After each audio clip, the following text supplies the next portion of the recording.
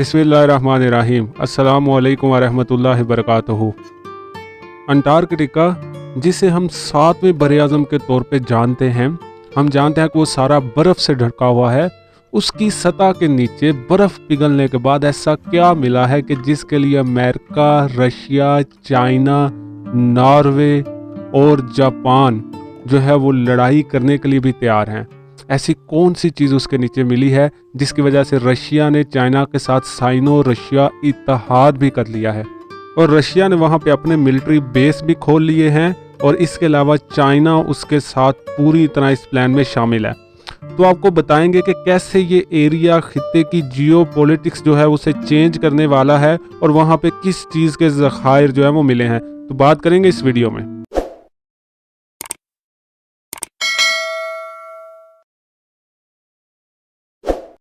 Antarctica, जिसका size जो है वो यूरोप से भी बड़ा है, पिछले 40 साल में वहाँ पे जो बर्फ़ की तह है वो तकरीबन 95% तक कम हो चुकी है। आपको इस मैप में भी नज़र आ रहा होगा कि किस तरह से बर्फ़ की तह जो है वो कम होती जा रही है हर साल और यूनाइटेड नेशन के मुताबिक 2040 तक ये बर्फ़ जो है वो बिल्कुल ख़त्म हो जाएगी और इस बर्फ़ की तह के कम होते ही इस इलाके में एक नई जंग की शुरुआत होने वाली है, क्योंकि 2018 के सर्वे के मुताबिक जो यूनाइटेड नेशन और अमेरिकन ने मिल के किया उसके मुताबिक वहाँ पे मौजूद है पूरी दुनिया का 13% क्रूड ऑयल, 30% नेचुरल गैस और एक मोहतात अंदाजे के मुताबिक तकरीबन 90 बिलियन बैरल ऑयल मौजूद है वहाँ पे। इसके अलावा 669 trillion cubic feet natural gas मौजूद है, जबकि 44 billion barrels of natural gas जो लिक्विड हालत में है वो मौजूद है। इसके अलावा वहाँ पे uranium, gold, diamonds, rare earth metals और इसके अलावा मछलियाँ यानी कि फिशरीज, ये बहुत बड़ी तादाद में मौजूद है। इसके अलावा यही नहीं बल्कि ये बर्फ़ पिघलने के साथ साथ नए सी रूट भी खुलने वाले हैं। वो कैसे बताएंगे आपको। दुनिया में सबसे बड़े एक्सपोर्टर जो है वो इस वक्त चाइना और जापान है। चाइना और जापान से यूरोप पहुंचने के लिए जो रास्ता अख्तियार किया जाता है वो इंडियन ओशन से गुजरता हुआ फिर सऊदी अरेबिया के पास से गुजरता हुआ यूरोप तक पहुंचा जाता है, रोटरडम तक। तकरीबन 30 दिन लगते हैं। लेकिन अगर आप दूसरी तरफ मेरे मैप में देखिए तो यही सफ़र अगर बर्फ़ पिघल जाए तो सिर्फ 18 दिन का रह जाता है। यही वजह है कि जो बड़े बड़े ताकतवर मुल्क हैं वो अब इस खित्ते के लिए एक नई स्ट्रेटजी बना रहे हैं।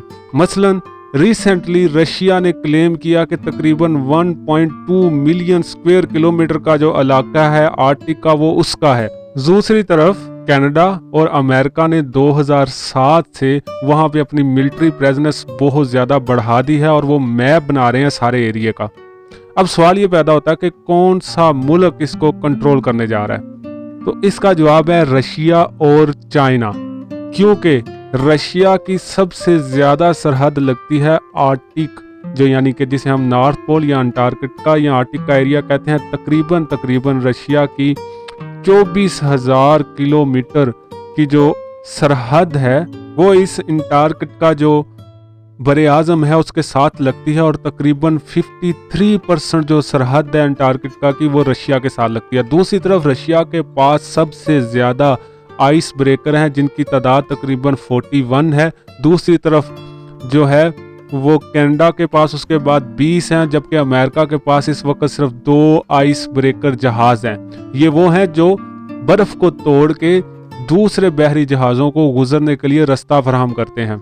यही नहीं बल्कि रशिया ने उस इलाके से गुजरने वाले जहाज़ों पे टैक्स भी लगाया हुआ है, वो इसे टैक्स देते हैं। इसके अलावा वहाँ पे जो है नेवल बेसिस खोले जा रहे हैं, वहाँ पे एक पूरा हवाई अड्डा तैयार किया गया है और उसके अलावा जो रशिया की नॉर्दर्न फ्लीट है उसकी तादाद भी बहुत ज़्यादा बढ़ा दी गई है। दूसरी तरफ रशिया ने चाइना के साथ इत्तेहाद किया है और इसको नाम दिया है साइनो रशिया अलायंस और चाइना ने वहाँ पे बड़े पैमाने पे इंफ्रास्ट्रक्चर की बिल्डिंग जो है वो शुरू कर दी है और वो पोलर सिल्क रोड बनाने जा रहा है इस तरफ से, ताकि जब वो यूरोप की तरफ अपने प्रोडक्ट को अमेरिका की तरफ और जो नॉर्दर्न अमेरिका है वहाँ पे एक्सपोर्ट करे तो उसे शॉर्टेस्ट सी रूट जो है वो मिले।